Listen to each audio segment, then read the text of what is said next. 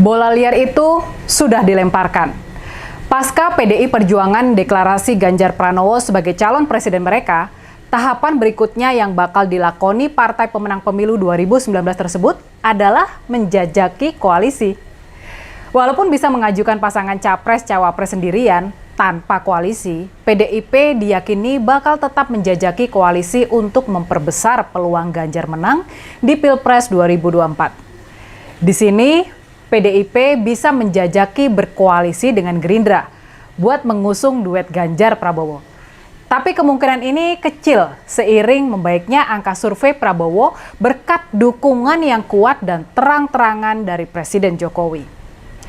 Walaupun mereka punya sejarah pernah kampanye bareng sewaktu mengusung duet Megawati Prabowo di Pilpres 2009, negosiasi antara PDIP dan Gerindra soal siapa yang harus menjadi capres dan siapa yang menjadi cawapres nggak bakal dengan mudah diselesaikan.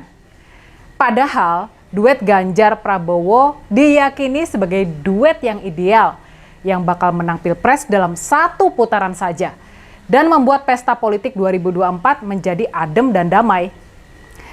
Kalau koalisi dengan Gerindra sulit, maka pilihan berikutnya buat PDIP adalah mengajak partai P3. Sama dengan Gerindra, P3 ini juga punya sejarah koalisi yang mesra dengan PDIP. Ketika Megawati menjabat sebagai presiden di tahun 2001, wakil presidennya adalah Hamzahas dari P3. Selain itu, dalam Pilkada Jawa Tengah tahun 2018 lalu, yang dimenangkan Ganjar Pranowo, PDI Perjuangan juga berkoalisi mesra dengan P3. Kader P3 yakni Taj Yassin Maimun menjadi wakil gubernur Jawa Tengah untuk mendampingi Ganjar. Nah, di sini ada yang menarik. Kabarnya dalam menjalin koalisi dengan PDIP, sekarang ini P3 datang sebagai satu paket dengan PKS, Partai Keadilan Sejahtera. Adalah Sandiaga Uno yang sekarang ini sedang berupaya untuk mengikat dua partai berbasis Islam tersebut menjadi satu paket. Menjadi kendaraan politiknya dalam menghadapi Pilpres 2024.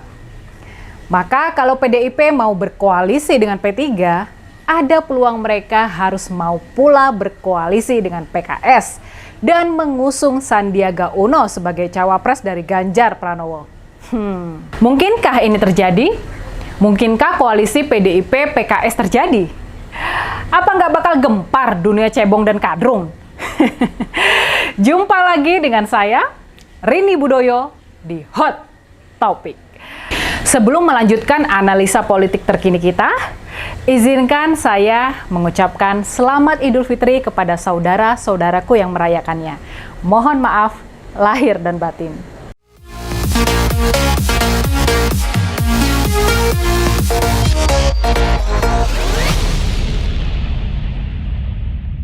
Jadi kalau PDIP tidak mau koalisi dengan kita, kalau PKS itu koalisi dengan semuanya siap.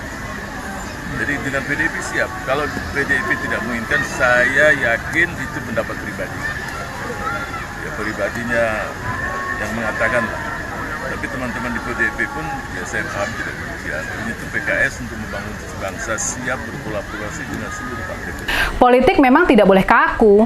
Para pemain politik harus siap bekerja sama dengan siapa saja, selama kepentingan mereka dapat tercapai.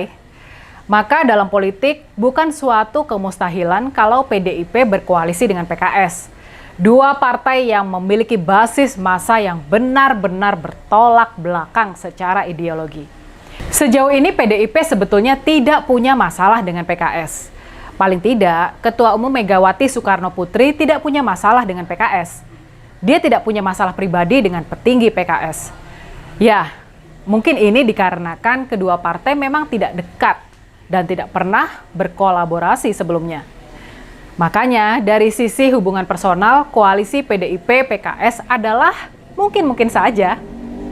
Kondisi ini berbeda dengan hubungan PDIP dan Partai Demokrat. Ini maksudnya Partai Demokratnya AHY loh ya. Bukan rahasia umum bahwa Ketua Umum Megawati punya masalah pribadi dengan patron Partai Demokrat, yakni Susilo Bambang Yudhoyono. Megawati merasa pernah ditusuk dari belakang oleh SBY dalam pertarungan Pilpres di tahun 2004 yang lalu, sekitar 20 tahun lalu. Jadi kalaupun selama ini PDIP sering cekcok dengan PKS, terutama di parlemen, semua itu dinilai ya masih dalam koridor perdebatan di antara dua ideologi yang berbeda. Perdebatan yang masih sangat sehat dan sama sekali nggak bersifat personal.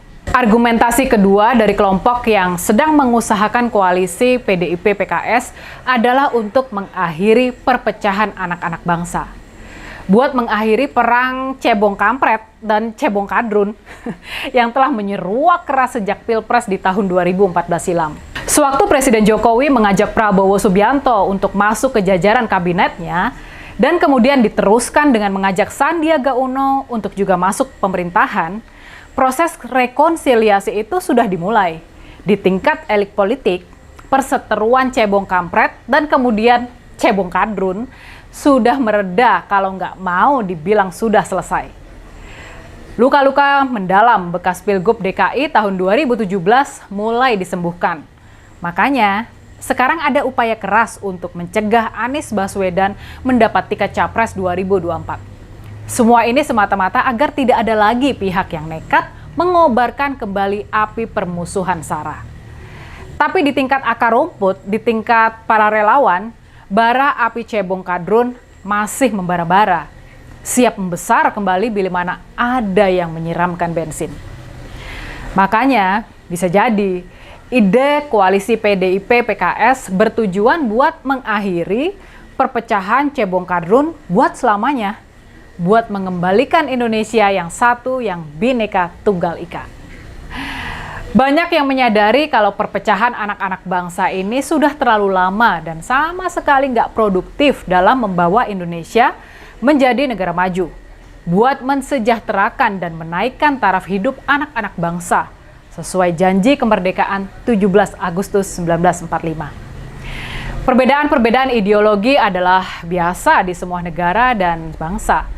Dan realitas itu sama sekali tidak perlu menjadi sumber perpecahan yang mendalam dan menyemai dendam. Lagi pula, kondisi geopolitik global juga sudah mulai berubah. Wahabi yang menjadi benih perpecahan selama ini, aliran tersebut juga sudah dipinggirkan di negara asalnya, di Arab Saudi sana. Perpecahan Sunni Syiah antara Arab Saudi dan Iran juga sudah dinamaikan. Pengaruh Amerika Serikat dan negara-negara barat yang hobi memecah belah, memicu perang di antara negara-negara Asia dan Afrika sudah mulai memudar pula. Kita sekarang memasuki abad Asia. Makanya di tengah perubahan geopolitik global yang kini lebih mengedepankan perdagangan, kerjasama dan perdamaian, perpecahan di dalam negeri kita juga sudah semakin tidak relevan lagi. Rujuknya Jokowi Prabowo dan kemudian PDIP dan PKS bisa jadi menjadi simbol penting pengakhiran perpecahan anak bangsa. Jadi gimana? Kalian setuju dengan duet Ganjar Sandi dan koalisi PDIP, P3, dan PKS? Buat kalian para cebong dan kadrun, selamat berdiskusi sengit di kolom komentar. PDI Perjuangan berbeda dengan PKS karena basis ideologinya berbeda. Sehingga sangat sulit untuk melakukan koalisi dengan PKS, itu saya tegaskan sejak awal. Dengan Demokrat berbeda, basisnya berbeda. Partai elektoral kami adalah partai ideologi, tetapi juga bertumpu pada kekuatan massa. Sehingga kami tegaskan dari DNA-nya berbeda kami dengan Partai Demokrat. Ini tegas-tegas saja supaya tidak ada juru-juru nikah yang ingin mempertemukan hal tersebut.